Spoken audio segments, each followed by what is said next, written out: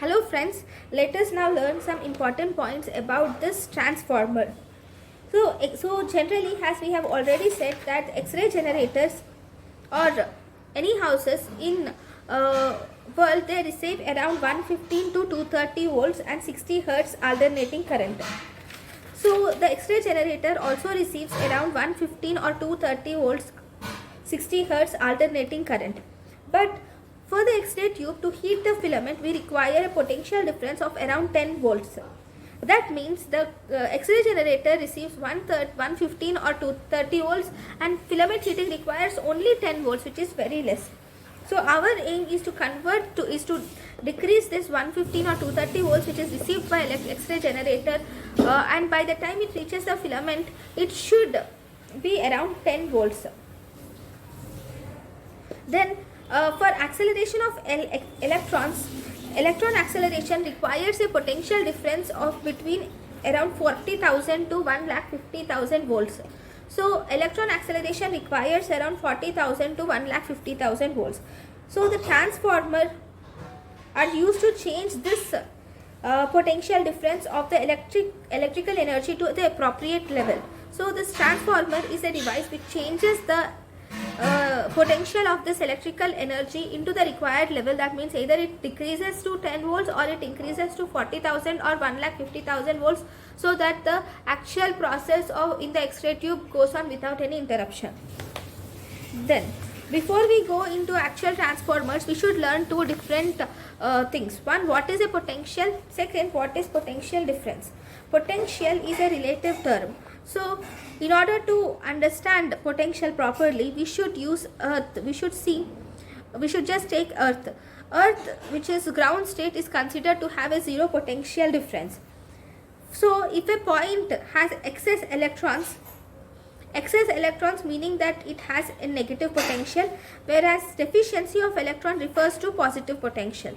So excess electron refers to negative potential, whereas deficiency of electrons refers to positive potential. So both these potentials and potential difference, both these terms are measured in volts only. So just take an example. Potential, for example, we have taken 2 points. Point A is we have one point, which is point A, has negative potential of around 10 volts, whereas the other point, which is point B, has a positive potential of around 10 volts. So if we have to know the potential difference, potential is the potential of one particular point, whereas potential difference is the difference between the potentials of two different points. Meaning that here, if you have to see the difference between the potentials at point A and point B, then we calculate potential difference. Potential difference is equal to potential at point B minus potential at point A. So potential at point B is plus 10 minus potential at point A is minus 10. So 10 minus of minus 10, that is equal to 20 volts. So electron will flow towards the point with negative potential of 10 volts. Electron flow will resemble the current, and this current is actually produced by the potential difference. So in order to measure this potential difference, there is a device which is called as voltmeter, which will measure the potential difference between these 2 points. In this discussion, generally potential difference and voltage, that is volts or voltage, is used synonymous, and we can use them interchangeably. Then the next important thing is about the transformer. So what is a transformer? So transformer consists of 3 different things. One, it has a closed core. It has a core. What is core? Core is a rectangle with 2 wire coils. Okay, transformer consists of 3 important parts. One, it has a core, and then it has 2 coils. Okay, so a core, what is core? Core is a simple rectangle, and to this rectangle, on the opposite ends of this rectangle, 2 wires are wound around the opposite ends. So the circuit, which is, so one of this wire or coil is connected to the electrical energy. So the circuit containing the first coil, which is connected to this electricity, is called as primary circuit, whereas the circuit with the second coil, which forms the electrical energy from this primary coil by the process which we will discuss later, that is called a secondary coil. So to this secondary coil, in order to measure the voltage which is produced, we have attached a voltmeter to it. So secondary windings and primary windings. So this is secondary coil circuit and this is primary circuit. The core of this transformer, what does this contain? This contains multiple sheets of special iron alloys. So there are multiple sheets of special iron alloys, and these alloys are separated by thin insulating layer. So these sheets are clamped tightly together. Why do we have to use insulating layer? Or so the core of the transformer is also laminated. So there are two things. One, there are multiple sheets of specialized iron alloys like this. Okay, each sheet is actually separated by some insulator in between. This insulator will prevent the flow of current or electricity in this core of transformer, whereas it is laminated. Why is it laminated? To prevent the eddy currents, because these eddy currents are actually the waste power, and these appear as heat in the transformer core. In order to prevent this heat, we have laminated the core of the transformer. Okay, so simple is that core consists of, so transformer consists of a core which is a thin sheets of specialized iron alloys which are separated by insulator, and they are laminated. And to this core we have one coil which is wounded on one side, which is connected to the current, which is called as primary circuit, whereas the opposite to this side there is one more coil which is wounded, and this circuit is connected to a voltmeter to measure the electric flow, which is called a secondary circuit. Next, what happens when the current flows through this primary coil, and how is electricity produced in the secondary coil? So what happens when current flows through the primary coil, and how is electricity produced in the secondary coil? So when current flows in the primary coil, so here it is connected to the battery. So electrons will flow from negative terminal to positive terminal, and current will flow in opposite direction to the direction of electrons. So this is flow of current. But anyways, we are just going to in order to not confuse ourselves a lot, so we will just see in terms of electrons. So electrons will flow from negative terminal to the positive terminal. So when electrons are flowing through primary coil, it creates a magnetic field in the core of this transformer circuit. So this magnetic field, so this is magnetic field. So the magnetic field which is produced due to the magnetic field which is produced due to the electrons flow in the primary circuit, this magnetic field will induce current in the secondary coil. So this is the primary coil. In the primary coil there is increase, that is, this is the flow of current. Okay, this increase is actually flow of electrons. So when the flow of electrons are seen in primary coil, see, this produces magnetic field. This magnetic field, when electrons are flown in the positive primary coil, this induces magnetic field. This magnetic field will induce current in the secondary coil. So the current is increased in the secondary coil. Okay, so when there is increase in current in the primary coil, there is increase in current in the secondary coil. Now, so the current flows only when the secondary circuit is only when the magnetic field is either increasing or decreasing. So as the electrons are increased, so magnetic field will increase. Now still the electrons are flowing, but the magnetic field will remain constant. At certain point the number of flow of electrons will become constant. So constant amount of magnetic field will be produced. So when the constant amount of magnetic field is produced, that is, magnetic field is in a steady state, then we cannot see any induction of current in the secondary coil. So one thing that we have to see is magnetic field. Only when the magnetic field is increasing or decreasing, current flow in the secondary coil is seen. So here the magnetic field, or the current flow or magnetic field is constant in the primary coil. So in such situation there is no flow of current in the secondary coil. Okay, then this flow of current is actually indicated by voltmeter. See, this voltmeter, whenever the current is flowing, the voltmeter is deflected to right side, whereas here there is no flow of current, so the voltmeter is in the center. Then now the current flows. Now again we have switched off. Here we have switched off the current. So when the current is switched off, slowly the flow of electrons will be decreased. So here the magnetic field or electron flow current is decreased. So the magnetic field is also decreased. So when the magnetic field is decreased, there is induction of current in the secondary coil occurs, but it occurs in the opposite direction. So as a result, the voltage is seen in the opposite direction, so deflection is seen to the left. So initially when the current is flown in one direction, the deflection of voltmeter is towards the right. When the current is decreasing in the primary coil, now the deflection of voltmeter is seen towards the left. So here you can see that there is decrease in current is seen in the there is current flow is seen in the secondary coil, but is seen in the opposite direction. So the final thing for this is this is the two important points which you have to see. Current flows in the secondary coil only when magnetic field is increasing or decreasing.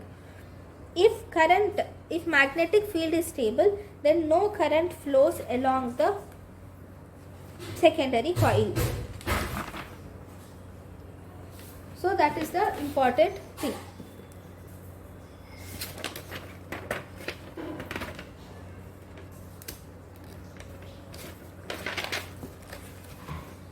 Then that is the reason why for the transformer we use alternating current, because alternating current will increase the so in alternating current there is increase in voltage and there is decrease in voltage. This is alternating current, whereas in direct current there is no change in voltage, it is in one direction only. This is direct current. So we use an alternating current in transformer because you can see that in alternating voltage there is increase in current and there is decrease in current in the opposite direction. So this alternating current is produced by the potential difference that changes in magnitude and also it changes in polarity periodically. So as a result, when there is increase in current in one direction, that is if the voltage is positive, there is current flow seen in one direction. If the voltage is negative, the current flow in the secondary circuit will be seen in opposite direction. So the alternating current, important characteristic of alternating current which is important for this for transformers is that it changes its voltage changes continuously. Because the voltage changes continuously, so the magnetic field is also produced continuously in the second, and this magnetic field will induces the current in the secondary coil continuously. Then we have to see the laws of transformers. There are two major laws of transformers. Law 1 states that voltage in a circuit is directly proportional to the turns in the two coils. The voltage in two circuits is directly proportional to the turns in the two coils. That means voltage in primary circuit by voltage in secondary circuit is equal to the turns in primary circuit by turns in secondary circuit. So if you take an example, if the primary coil has around 100 turns and secondary coil has around 30,000 turns, so the potential difference, that is potential difference of primary is around 100 volts. Then if you have to find this potential difference of secondary, we can substitute this in this equation, and we substitute this in the equation, then we get something like this. So the secondary voltage in secondary circuit will be 30,000 volts. Okay, then so if we have, just think that if so that means if the primary circuit has less current, so number of turns in the primary circuit are less than the number of turns in secondary circuit, then the current, because see, voltage is directly proportional to the number of turns in the coil, so that means it is directly proportional. So if the number of turns increases, so voltage will also increase. So number of turns in primary coil is more than the number of turns in secondary coil. This states that according to this law, voltage in primary coil will be less than the voltage in secondary coil. If number of turns in primary coil is less than the number of turns in secondary coil, then voltage in primary coil will also be less than the voltage in secondary coil.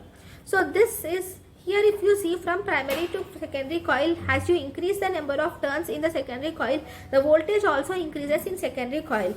When increase in voltage is seen in step up transformer, here there is increase in voltage with increase in number of turns. So such a type of transformer is called a step up transformer, and here the current decreases. So in this diagram also you have seen less turns in primary coil, and in the secondary coil there is more turns. That means the voltage, the initial voltage is is seen in the primary coil is less than the secondary coil, the voltage in the secondary coil. So that means voltage is increased from primary coil to secondary coil, which is a step up transformer.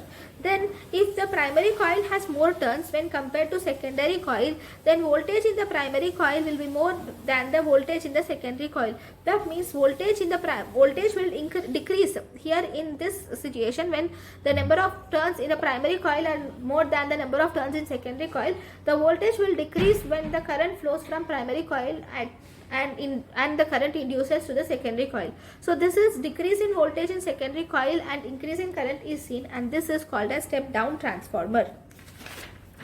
Then we have the second law of transformer. According to the second law of transformer, this is law of conservation of energy. So in this law of conservation of energy, transformer cannot create energy. The increase in voltage is always accompanied by decrease in current.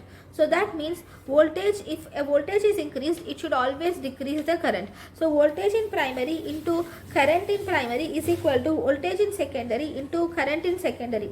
Vp is voltage in primary, Ip is voltage in current in primary, Vs is voltage in secondary, Is is voltage in secondary, Is is current in secondary. So just think that voltage in primary is 100, voltage in secondary is 30,000. So if you have primary current which is seen is 30 amperes, and what is current in secondary? If we have to see this, if you have to solve this, 100 into, this is voltage in primary, right? Sorry, voltage in secondary. Voltage in primary is this through. So 100 into 30 is equal to 30,000 into current in secondary. So current in secondary is around 0.1 amperes, which is nothing but 100 milliamperes. So by this process we can calculate the current in either primary or secondary with this formula. Voltage in primary into current in primary is equal to voltage in secondary into current in secondary. Then power, what is power? Power is equal to voltage into current.